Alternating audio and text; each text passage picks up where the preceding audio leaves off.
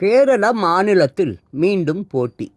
வயநாடு நாடாளுமன்ற தொகுதியில் ராகுல் காந்தி வேட்புமனு தாக்கல்.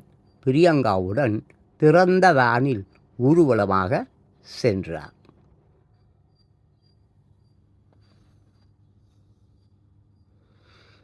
வயநாடு தொகுதியில் வேட்புமனு தாக்கல் செய்வதற்காக வந்த காங்கிரஸ் மூத்த தலைவர் ராகுல் காந்தி முன்னதாக வாகன பேரணியில் கலந்து கொண்ட போது எடுத்த படம். அருகில் பிரியங்கா மற்றும் காங்கிரஸ் மூத்த தலைவர்கள் உள்ளனர். சென்னை பிரதமர் மோடி தமிழகத்தில் மீண்டும் சூறாவளி சுற்றுப்பயணம். ஜனதா கூட்டணி வேட்பாளருக்கு 4 நாட்கள் ஆதரவு திரட்டுகிறார்.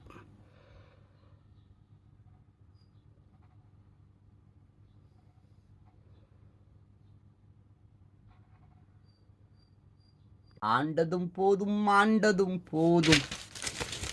ஜனதா ஆட்சியை வீட்டுக்கு அனுப்ப மக்கள் தயாராகி விட்டார்கள். திருவண்ணாமலை பொதுக்கூட்டத்தில் முதலமைச்சர் ஸ்டாலின் பேச்சு. கரகாட்டன் படத்தில் வருவது போல் நிர்மலா சீதாராமன் காமெடி செய்கிறார். முதலமைச்சர் ஸ்டாலின் கிண்டல். தமிழக முதலமைச்சர் அவர்களே, சற்று சிந்தித்து பாருங்கள். உங்கள் கட்சியில் இருக்கிறவங்க உங்கள் குடும்பம் மட்டும்தான். ஏதோ கொஞ்சம் திமுக தொண்டர்கள் எப்பத்துலேருந்து 69லேருந்து. அதுக்கப்புறம் எம்ஜிஆருக்கு துரோகம் பண்ணவங்க எம்ஜிஆர்கிட்ட இருந்து வந்துட்டாங்க. மேடம் ஜெயலலிதாவுக்கு துரோகம் பண்ணவங்க உங்கள் கட்சியில் இப்போ மந்திரி கிந்திரி தலைவர் அண்டக்கைகளுக்கெல்லாம் எல்லாரும் அவர்கள்தான். உங்களை தவிர உங்கள் குடும்பத்தில் கட்சி என்று சொல்வதற்கு உண்மையானவர்கள் ஒருவரும் இல்லை. ஒன்று தெரிஞ்சுங்க, வருங்காலத்தில் காங்கிரஸ் திமுக அதிமுக அடையாளமே இல்லாமல் போகும். பார்த்துங்க, இது நடக்கும். சென்னை ஏப்ரல் 4. மத்திய மந்திரி அமித்ஷா தமிழக சுற்றுப்பயணத்தில் மாற்றம்.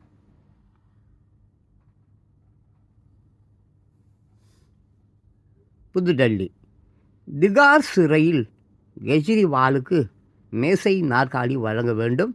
டெல்லி கோர்ட் உத்தரவு. சென்னை வெளிநாட்டில் வேலை வாங்கி தருவதாக ரூபாய் 44.5 லட்சம் மோசடி. தனியார் நிறுவன உரிமையாளர் கைது.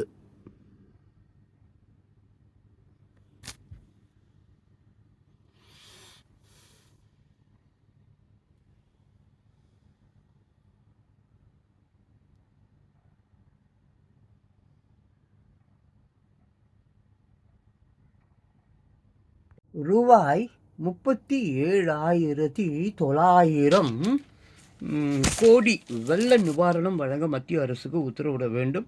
சுப்ரீம் கோர்ட்டில் தமிழ்நாடு அரசு வழக்கு. சரிங்க, நல்ல விஷயத்தான். ஆனால் அவங்க மத்திய அரசு என்ன சொல்கிறாங்க, மிக்ஸாம் புயலுக்கு 5,000 கோடி கொடுத்தாங்களாம். கணக்கே கொடுக்கலையாம். கணக்கே இது வரைக்கும் எந்த கணக்குமே கொடுக்கலையாம். செலவு செஞ்சாங்களா, ஆட்டையை போட்டாங்களா, காலங்காலமாக அவங்க செய்கிற வேலை தான். ஆனால் ஒரு விஷயம், இந்த காங்கிரஸ் கட்சி கூட ஏதோ வரி பாக்கியா ஏதோ ஒன்று இவங்க இதெல்லாம் பணமாங்கல்ல காசாங்கள்லாம் நான் பேசிகிட்டு இருக்கிற ஒரு இடத்துல ஒரு குட்டி பாப்பா எங்கள் வீட்டு பக்கத்தில் இருக்குது. தாத்தா, திமுக கட்சிக்காரங்க நினச்சா இந்தியாவையே வெளிக்கு வாங்கலாமா, அவ்வளோ பணம் வச்சுருக்காங்களாம் தாத்தான்னு சொல்லுது. உண்மையாவாம்மா? எனக்கு தெரியலையேம்மா அப்படின்றேன். தாத்தா, நீ முட்டாள் தாத்தான்னு சொல்லுது. உண்மையிலுமே தமிழ்நாட்டு மக்கள் முட்டாள்தான். அமலாக்கத்துறை, வருமான வரித்துறை, சிபிஐ தான் மோடியின் குடும்பம். முதலமைச்சர் ஸ்டாலின் கடும் கண்டனம். உண்மைதான் தமிழக முதலமைச்சர் ஸ்டாலின் அவர்களே. உண்மையாகவே மெய்யாகவே இந்த அமலாக்கத்துறை, வருமானத்துறை, சிபிஐ போன்ற இன்டெலிஜென்ஸ் இருக்காங்களா, உலகம் பூரா இருக்காங்களா. ஆமாம், FBI அந்த மாதிரி, அப்புறம் ரான் மாதிரி, மொசாட் அந்த மாதிரி ஏகப்பட்ட துறைகளும் உண்மையாக இயற்கைக்கு பயந்து, நீதித்துறைக்கு பயந்து, உண்மையாக நேர்மையாக அவர்கள் உழைப்பார்கள் என்றால் அவர்கள் அனைவருக்கும், உலக கட்சிக்காரர்கள் அனைவர்களுக்கும் அவர்கள் எதிரி குடும்பமாக விடுவார்கள். அப்படி அவங்க ஆகாமல் நீங்கள் அவங்கள தடுத்துட்டீங்க. ஆனால் இயற்கை புத்துநோய் ரொம்ப பெருசாகிடுச்சு. பாவத்தின் சம்பளம் மரணம். உலகம் வெகு விரைவில் சுக்குநூறா துண்டு அழியும். காத்திருங்க, 3ஆம் உலகப் போர் வரப்போது, உலகம் அழியப்போது. காத்திருங்க முதலமைச்சர் அவர்களே. திருவண்ணாமலை அருணாச்சலேஸ்வரர் கோவில் மாட வீதியில் முதலமைச்சர் ஸ்டாலின் நடந்து சென்று வாக்கு சேகரிப்பு.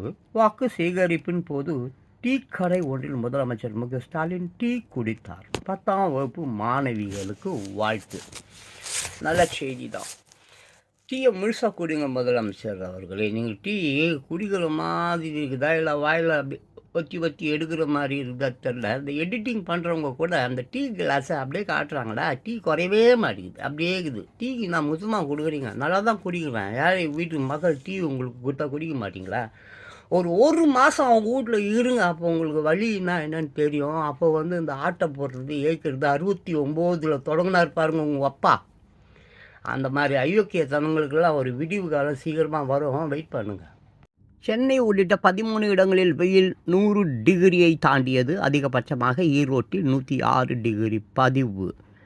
ஈரோடு 106.16, கரூர் 105.8, தருமபுரி 103.64, திருச்சி 103, மதுரை 103, திருப்பத்தூர் 102, சேலம் 102, நாமக்கல் 102, வேலூர் 102, திருத்தணி 101, கோவை 101, சென்னை மீனம்பாக்கம் 100, தஞ்சாவூர் 100.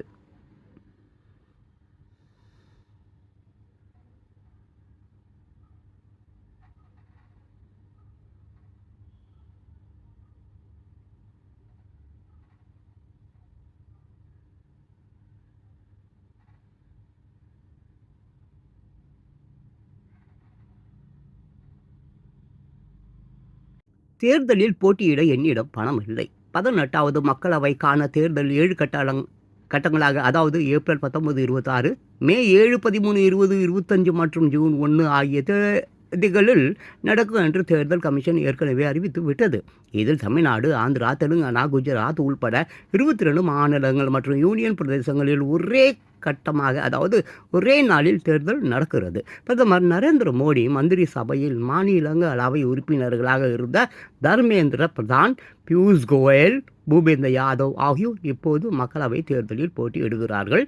அதேபோல் மத்திய பிரதேச மாநிலங்களவை உறுப்பினராக இருந்த தமிழ்நாட்டை சேர்ந்த மத்திய இணை மந்திரி எல் முருகன் மீண்டும் 2வது முறையாக அதே மாநிலத்தில் மாநிலங்களவை உறுப்பினராக நேற்று பதவியேற்றார். ஆக அவருக்கு இன்னும் 6 ஆண்டுகள் பதவி காத்து இருக்கிறது என்றாலும் அவர் மக்களவைக்கு நீலகிரி தொகுதியில் இந்த தேர்தலில் போட்டியிடுகிறார். தேர்தலில் போட்டியிட என்னிடம் பணம் இல்லை. அவரை போல தமிழ்நாட்டை சேர்ந்த மத்திய நிதிமந்திரி நிர்மலா சீதாராமன் கர்நாடகா மாநிலத்தில் இருந்து மாநிலங்களவைக்கு தேர்ந்தெடுக்கப்பட்டு இருந்தார். அவர் ஆந்திராவில் இருந்து ஜனதா ஆட்சி அமைக்கப்பட்ட ஆண்டு, அதாவது 2014 தேர்ந்தெடுக்கப்பட்டு 2016 வரை மாநிலங்களவை உறுப்பினராக இருந்து மத்திய இணை மந்திரி பொறுப்பிலும் இருந்தார். மீண்டும் 2016 இருந்து கர்நாடக மாநிலத்தில் மாநிலங்களவை உறுப்பினராக தேர்ந்தெடுக்கப்பட்ட நிர்மலா சீதாராமன் 2016 முதல் 2019 வரை இராணுவ மந்திரியாக இருந்தார். 2019ஆம் ஆண்டு முதல் நிதி மந்திரியாக இருந்த காலகட்டத்தில் 2022 மீண்டும் கர்நாடகா மாநிலத்திலிருந்து மாநிலங்களவைக்கான தேர்தலில் வெற்றி பெற்றார். அவரது பதவிக்காலம் 2028 ஜூன் வரை இருக்கிறது. தேர்தலில் போட்டியிட என்னிடம் பணம் இல்லை. இத்தகைய சூழ்நிலையில் மற்ற மத்திய மந்திரிகளைப் போல அவரும் தமிழ்நாடு அல்லது ஆந்திராவில் இருந்து மக்களவைக்கு போட்டியிடுவார் என எதிர்பார்க்கப்பட்டது. ஜனதா தலைமை ஜேபி நட்டாவே இந்த 2 மாநிலங்களில் ஒரு மாநிலத்தில் இருந்து போட்டியிட கேட்டுக்கொண்டதாக நிர்மலா சீதாராமனை கூறியிருந்தார். ஆனால் தமிழ்நாட்டில் இருந்தோ ஆந்திராவில் இருந்தோ போட்டியிடப் போவது இல்லை என்று முடிவெடுத்து விட்டதாக கூறிய நிர்மலா சீதாராமன் அதற்கான காரணத்தையும் கூறியுள்ளார். இந்த 2 மாநிலங்களிலும் போட்டியிடும் அளவுக்கு என்னிடம் பணம் இல்லை. எனக்கு மேலும் ஒரு பிரச்சனை இருக்கிறது. ஆந்திராவிலும் சரி, தமிழ்நாட்டிலும் சரி, நீ இந்த ஜாதியை சேர்ந்தவரா, இந்த மதத்தை சேர்ந்தவரா என்ற கேள்விகள் எழும். கட்சியில் என்னிடம் கேட்டபோதே என் இயலாமையை சொல்லிவிட்டேன் என்ற நிர்மலா சீதாராமன். தேர்தலில் போட்டியிட என்னிடம் பணம் இல்லை.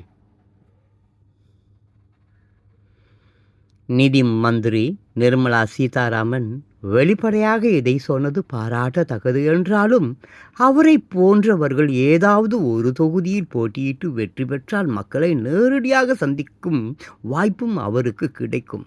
மக்கள் பிரச்சனைகளை நேரடியாக அறியவும் முடியும். நிதி மந்திரியே தேர்தலில் போட்டியிட என்னிடம் பணம் இல்லை என்று கூறும்போது மக்கள் சேவையாற்ற விரும்பும் ஏழை நடுத்தர மக்களால் தேர்தலில் போட்டி என்பது எட்டா கனிதானே என்ற உணர்வும் மக்களிடம் ஏற்பட்டு உள்ளது. ஆக தேர்தல் சீர்திருத்தம் உடனடியாக மேற்கொள்ளப்பட வேண்டிய காலம் வந்துவிட்டது.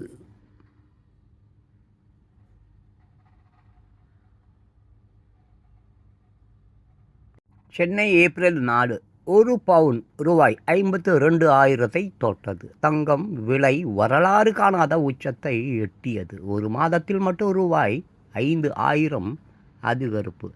கடந்த 10 ஆண்டுகளில் தங்கம் விலை நிலவரம். தங்கம் விலை ஒரு பவுன் 2015 20,080, 2016 21,520, 2017 22,120, 2018 23,504, 2019 24,016 ரூபாய், 2020 33,856 ரூபாய், 2021 34,216 ரூபாய், 2022 38,600 ரூபாய், 2023 44,280 ரூபாய், 2024 52,000. சென்னை ஏப்ரல் 4 பாஜனதா அதிமுக இடையே 2ஆம் இடத்தை பிடிப்பதில் தான் போட்டி. தமிழச்சி தங்கப்பாண்டியன் பேச்சு. தென் சென்னை திமுக வேட்பாளர் தமிழச்சி தங்கப்பாண்டியன் தியாகராய நகர் பகுதியில் வாக்கு சேகரிப்பில் ஈடுபட்ட போது எடுத்த படம். சென்னை மாநிலங்களவையில் 33 ஆண்டுகள் நிறைவு. மன்மோகன் சிங்கிற்கு முதல் அமைச்சர் மு க ஸ்டாலின் வாழ்த்து. வயநாடு தொகுதி தேர்தல் நடத்தும் அதிகாரி ரேணு ராஜியிடம் ராகுல் காந்தி மனு தாக்கல் செய்தபோது எடுத்த படம். அருகில் பிரியங்கா உள்ளார்.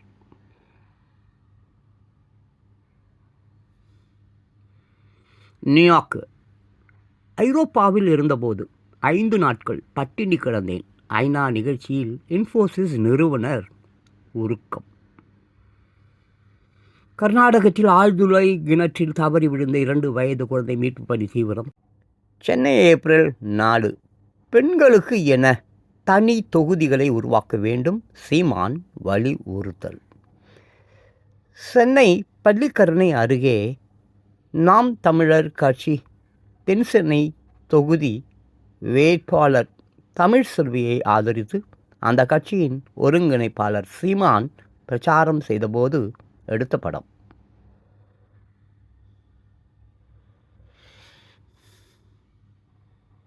பெங்களூர். பிளேடால் கழுத்தை அறுத்து கொண்டார். ஐகோர்ட்டில் நீதிபதி முன்பு தொழிலதிபர் தற்கொலை முயற்சி.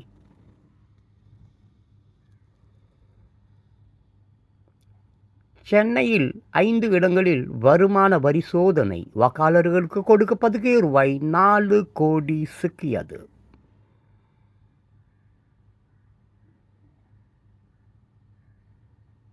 சென்னை ஏப்ரல் 4 ஜனதா வேட்பாளர்கள் மக்களின் பாதுகாவலர்கள். நடிகை நமீதா பிரச்சாரம். வடசென்னை தொகுதி ஜனதா வேட்பாளர் பால் கனகராஜை ஆதரித்து சென்னை திருவெற்றியூரில் நடிகை நமீதா தீவிர வாக்கு சேகரிப்பில் ஈடுபட்ட போது எடுத்த படம்.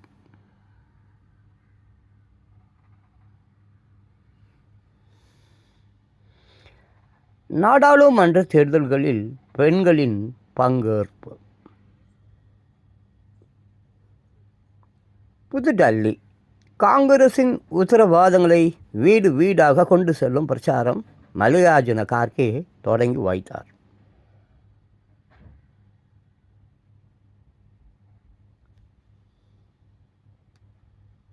தேர்தல் கலாட்டா. என்னப்பா இவ்வளவு கூட்டம் வந்திருக்கு, எல்லாம் நம்ம கட்சிக்காரங்களா? அட இல்லைங்க தலைவரே, எதிர் வரிசையில் புது கடை திறப்புக்கு வந்த கவர்ச்சி நடிகைய பார்க்க வந்த கூட்டமுங்க. இத்தனை வருஷமா பதவியில் இருந்தோம், ஒன்றுமே செய்யலையே. தொண்டரின் மைண்ட் வாய்ஸ்.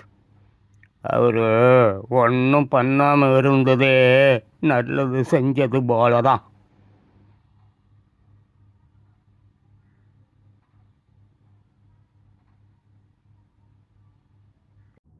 தொகுதி கண்ணோட்டம் மதுரை.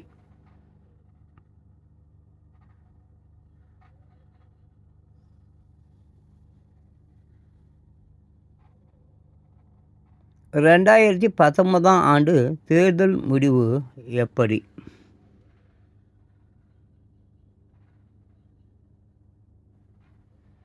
வெற்றி யார் கையில்?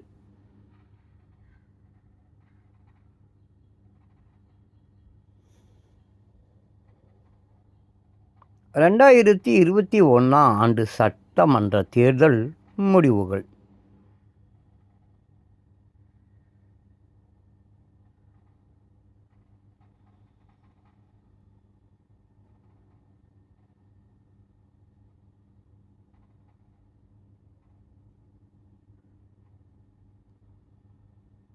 இது தேர்தல் கிழக்கு. இது என்னன்னு பார்த்தீங்கன்னா, இந்த தலைவர்கள் எல்லாம் வந்து பார்த்திங்கன்னா தேயிலை பறித்த மம்தாவாம் அவங்கள ஃபோட்டோ எடுத்து போட்டிருக்காங்க. ஆனால் இந்த உலக மக்கள் இருக்காங்களே, மானம் சூடு சொரணம் எதுவுமே அற்றவர்கள். ஏதோ அந்த காலத்தில் மோசே வந்து ஈஜிப்தில் போய் நம்ம ஒரு 400 ஆண்டுகளாக அடிமையாக இருந்தவங்களெல்லாம் காப்பாற்றி கூப்பிட்டு வந்தால் அது பைபிள் சமாச்சாரம். ஆனால் இங்கே எல்லார் கையிலையும் WWW 3W666 சாத்தான் அந்த கிறிஸ்து ஆன்டி கிரைஸ்ட் 2012 எல்லார் கைக்கும் வந்துட்டான். என்றைக்கு வேணாலும் உங்களை துவம்சம் பண்ணுவான். கொஞ்சமாவது சூடு சொரணையோட உங்கள் கையில் இருக்கிற செல்ஃபோனில் நிறைய வீடியோக்கள் உங்கள் கண்ணு முன்னால் நடக்கிற கொடுமைகளை எடுத்து அப்லோட் பண்ணுங்கள். இதை நீங்கள் செய்தீர்களானால் ஒருவேளை இயற்கை உங்களை மன்னிக்கும். எல்லா உலகம் அழியது உண்மை, அதில் நீ கொத்தா சாவ போகிறது உண்மை. ஜெய்ப்பூர், ஏப்ரல் 4. இந்தியா கூட்டணியின் பாதி தலைவர்கள் சிறையிலும் மீதி பேர் ஜாமீனிலும் உள்ளனர். ஜேபி நட்டா கிண்டல்.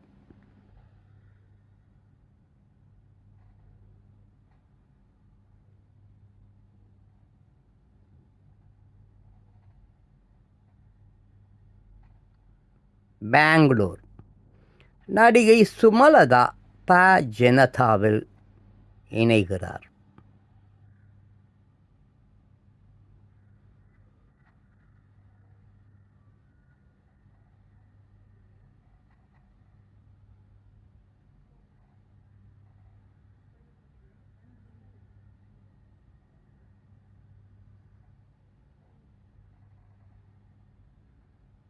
பெங்களூர், ஏப்ரல் 4. கர்நாடகத்தில் தேர்தல் பிரச்சாரம் மேற்கொள்ள அரசியல் கட்சி தலைவர்களுக்கு 150 ஹெலிகாப்டர்கள் முன்பதிவு. கடும் கிராக்கியால் வாடகை கட்டணம் 30% உயர்வு.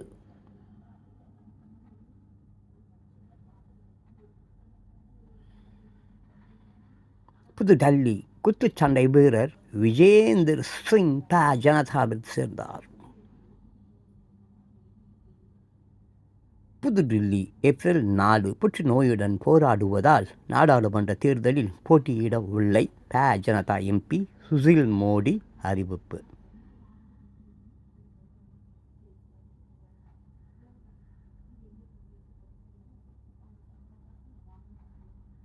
ஸ்ரீநகர், இந்தியா கூட்டணியில் சிக்கல். காஷ்மீரில் மக்கள் ஜனநாயக கட்சி தனித்து போட்டி. மெஹபூபா முப்தி அறிவிப்பு.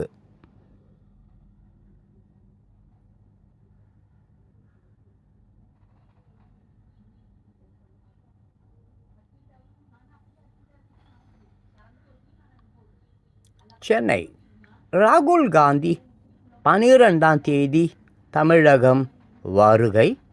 நெல்லை, கோவையில் பிரச்சாரம்.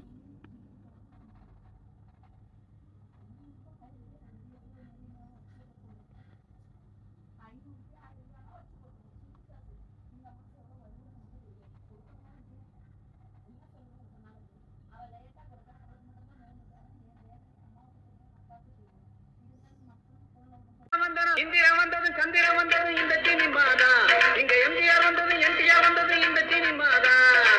நம்ம அரிய படங்களை சொல்ல நல்ல வரவேற்பும் இருக்குது. பார்த்த படமாக இருந்தாலும் திரும்ப பார்க்குற அளவுக்கு நீங்கள் சொல்கிறீங்கன்னு சொல்கிறாங்க. நமக்கு அது மகிழ்ச்சியாக இருக்குது. இன்றைக்கி நம்ம பார்க்க போகிற படம் என்ன அப்படின்னா, 1973 பெரிய பெரிய பிரச்சனைகளுக்கு இடையூறுகளுக்கு நடுவில் படம் வருமா வராதா, வந்துருமா, கொண்டு வந்துருவியா, பார்த்துருவோமா, அப்படி எப்படி அப்படிங்கிற ஒரு சூழலுக்கு நடுவில் எம்ஜிஆர் திமுகவிலிருந்து பிரிந்து தனியாக கட்சி ஆரம்பிச்சிருந்த நேரம், அப்படி எத்தனையோ விஷயங்கள் நடந்துக்கிட்டு இருந்த நேரத்தில் வெளிவந்த முதல் அயலகத்தில் எடுத்த, வெளிநாடுகளில் எடுக்கப்பட்ட படம் தான் எம்ஜிஆர் பிக்சர்ஸ் உலகம் சுற்றும் வாலிபன்.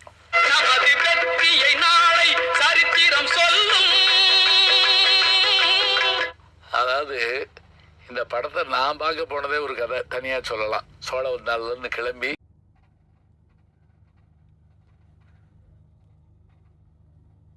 நன்மை கருதித்தான் செய்தோம் என்று அவர் சொல்வது முரணாக இருக்கிறது. தமிழர்களின் நன்மை கருதித்தான் கச்சத்தீவு கொடுக்கப்பட்டது என்றால் ஏன் மீட்கவில்லை என்ற கேள்வியை ஸ்டாலின் ஏன் எழுப்ப வேண்டும்?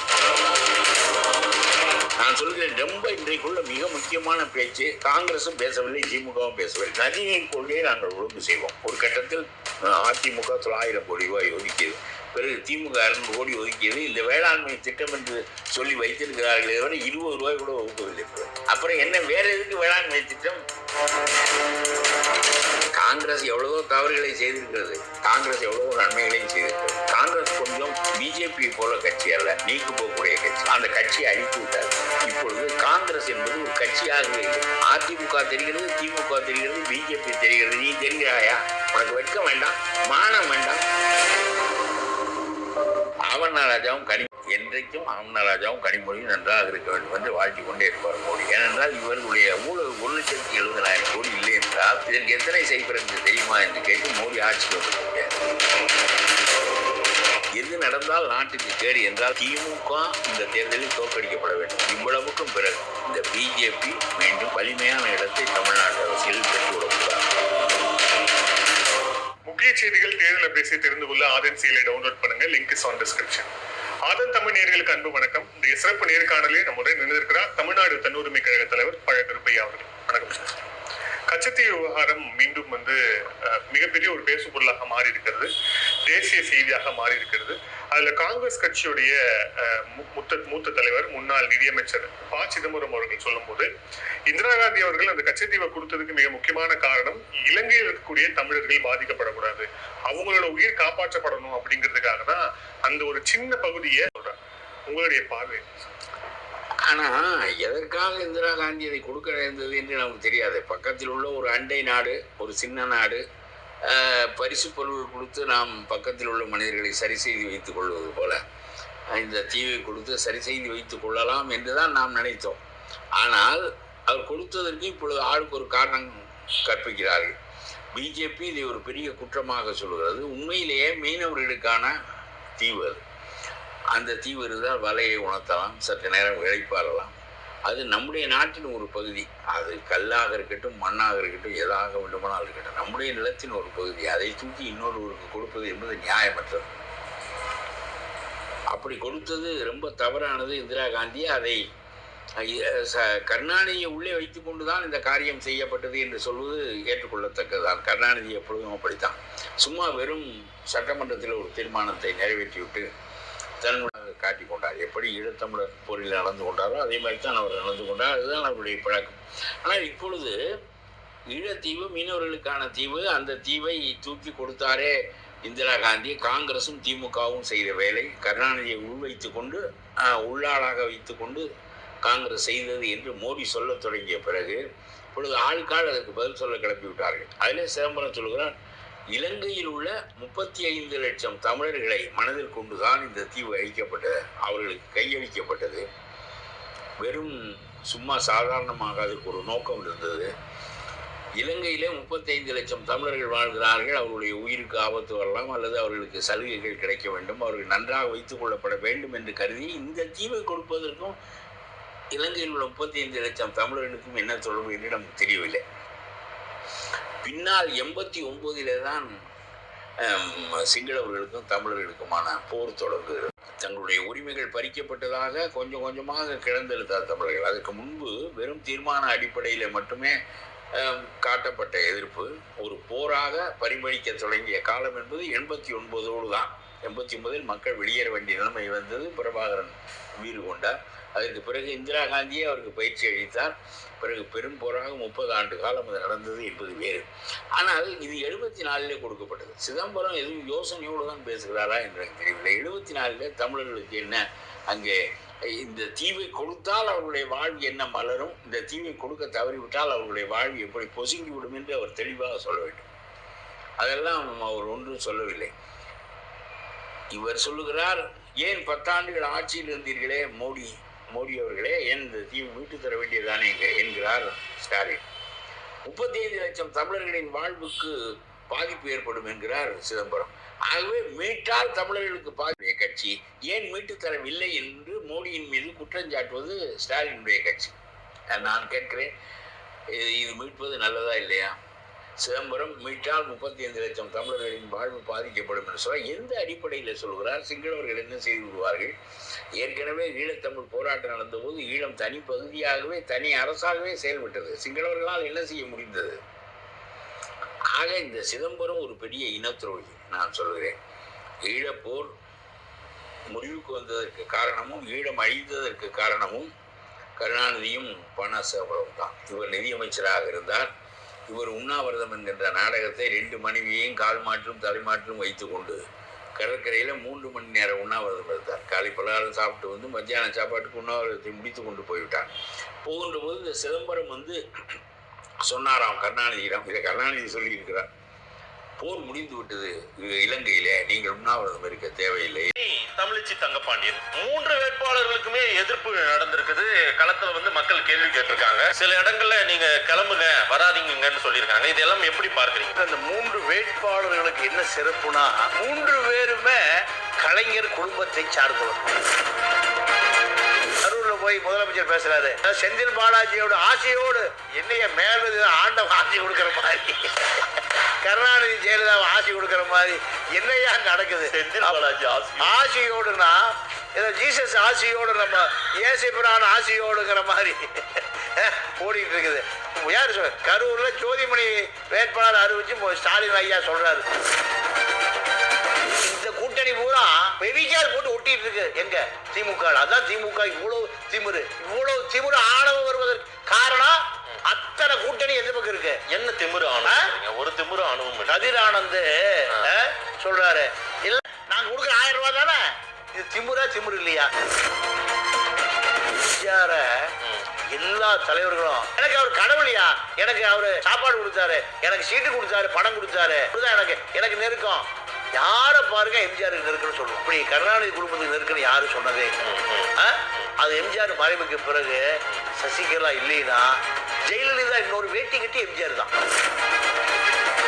திருவள்ளிக்கேணி முஸ்லீம் இளைஞர்கள் பூரா எல்லாம் நீங்க தயாநிதி மாறனுக்கு ஓட்டு போடணும்னு நிற்கிறான். அப்ப நான் கேட்டேன், என்னப்பா ஒரு கார்பரேட் முதலாளிக்கு ஓட்டு போடணும் நிற்கிறீங்களா? இல்லைங்க பிஜேபி வந்துடும். ஒவ்வொருத்தரும் நேரடியாக திமுக சொல்லி வச்சிருக்கிற மந்திரம் என்ன? தாரக மந்திரம் பிஜேபி வந்துடும்.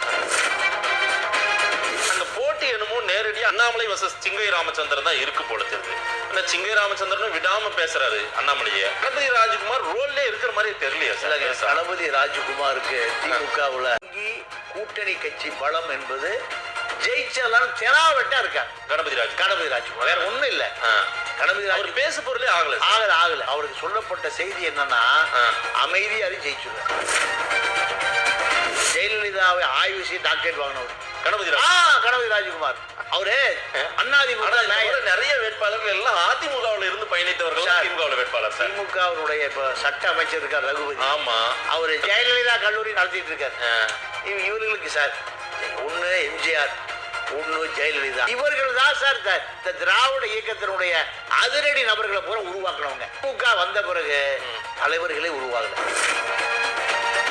அன்றாடம் நடக்கக்கூடிய நிகழ்வுகளை உடனுக்குடன் குறுஞ்செய்தி வடிவில் படிக்க ஆதன் செயலியை டவுன்லோட் செய்து கொள்ளுங்கள்.